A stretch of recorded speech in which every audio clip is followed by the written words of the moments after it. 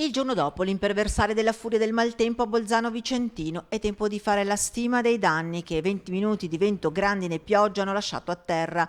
Nelle scorse ore il sindaco e il vice sindaco hanno effettuato sopralluoghi un po' in tutto il territorio del comune. Stiamo facendo la conta dei danni che dalle prime stime sono molto ingenti perché ora per ora escono nuove problematiche a case private, a culture, a orti e anche a stabili che ieri non si erano accorti del danno e sono stati divelti in una parte del loro tetto. Tra pubblico e privato la stima approssimativa è di quasi €500.000 e l'amministrazione ha già avanzato in regione la richiesta di calamità naturale e nel pomeriggio di ieri, lunedì 26 maggio, 2 tecnici della regione sono arrivati in sopralluogo.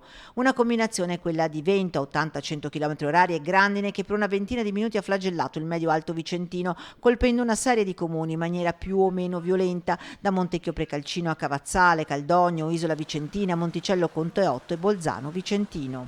Dove è passato? Perché abbiamo anche qua in centro paese un'abitazione che è stata presa da questo vento per un quarto del suo tetto e si è praticamente sventrato il quarto e il resto è stato integro. Per non parlare dell'effetto sulle culture.